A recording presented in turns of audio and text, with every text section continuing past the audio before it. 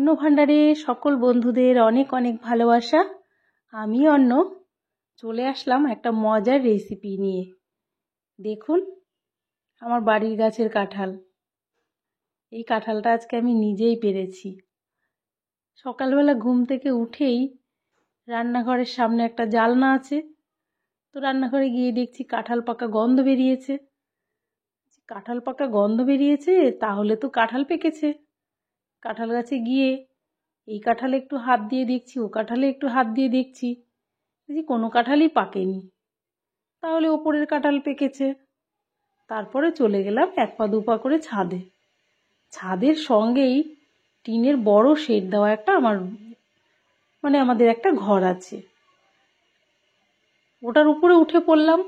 উঠে পড়ে হাত দিয়ে ধরতেই দেখি কাঁঠালটা হাতে চলে আসলো। একদম সম্পূর্ণ পেকেছে। দেখে তো বুঝতেই পারছেন কিভাবে পেকেছে। একদম রসালো কাঁঠাল, আর তেমনি মিষ্টি। তো আমি হাতে একটু সর্ষের তেল মেখে কাঁঠালটা ছাড়িয়েই ফেললাম। আর যদি একটা দিন রেখে দিতাম না, এই কাঁঠালটা একেবারে গলে যেত। তো সেই কারণেই চট করে বসে পড়লাম, কাঁঠালের হাতে একটু সর্ষের তেল লাগিয়ে কাঁঠালগুলো ছাড়িয়ে ফেললাম। একটা ছেঁকনি নিয়ে দুটো বাটি থালা নিয়ে বসে পড়লাম। বসে দেখুন বীজগুলো বার করে কাঁঠালগুলো ওই ছাঁকনির মধ্যে রেখে হাত দিয়ে ঘুরিয়ে ঘুরিয়ে এইভাবে জুসটা আলাদা করে নিলাম।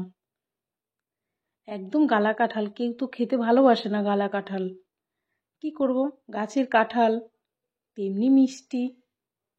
এইভাবে কাঁঠালের জুসটা আমি এইভাবে বার করে নিলাম।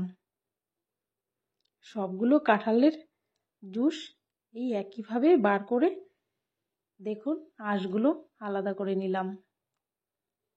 একটা কাঁঠালের সম্পূর্ণ আঁশ দেখুন কতটুকু হয়েছে, আর কাঁঠালের জুসটা দেখুন একেবারে অনেকটা হয়েছে। কিন্তু এবার এটা জাল করে নেব। ওভেনে তো কড়াটা বসিয়ে দিলাম, দিয়ে দিলাম কাঁঠালের জুসটা, ঢেলে দিলাম।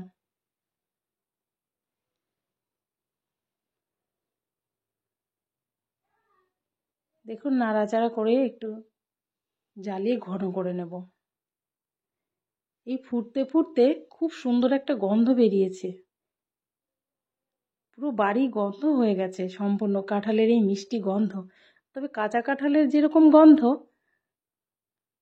এই জাল করার সময় কিন্তু গন্ধটা আরও একটু সুন্দর হয়। আর ফ্রিজে একটা নারকেল ছিল, সেই নারকেলটাও আমি কুড়ে রেখেছি। দেখুন এটা কিন্তু তাল যেভাবে জাল দেওয়া হয় না, তাল জাল দেওয়ার সময় যেভাবে ফোটে ঠিক সেইভাবেই ফোটে। সাবধানে একটু জাল করে নিয়েছি। এবার দিয়ে দিলাম আধখানা কাটা নারকেল ছিল, নারকেলটা কুড়ে দিয়ে দিলাম। এই নারকেলটা দেওয়াতে কিন্তু একটু ভালোই স্বাদ হবে। আর আপনারা যদি এটা বেশি দিন রেখে খেতে চান, তাহলে নারকেলটা দেবেন না। অনেক সময় দেখা যায় না, অনেকের বাড়িতে অনেকগুলো কাঁঠাল একসঙ্গে হয়েছে, সবগুলো পেকে গেছে, তো একসঙ্গে তো খাওয়া যাবে না। সেই ক্ষেত্রে কিন্তু সবগুলো কাঁঠাল এইভাবে পাল্প বার করে জ্বালিয়ে শুকিয়ে ফ্রিজে রেখে দিতে পারেন, এতে করে অনেক দিন খাওয়া যায়। তো দেখুন রেডি হয়ে গেছে। এবার একটা প্লেটে নামিয়ে নিলাম। এই কাঁঠালের ক্ষীর দিয়ে কিন্তু যেভাবে তালের বড়া বানানো হয়, ওভাবে তালের বড়া বানানো যায়। আটা দিয়ে মেখে রুটিও বানানো যায়, খেতে কিন্তু দারুণ লাগে। তা দেখুন কত সুন্দর হয়েছে।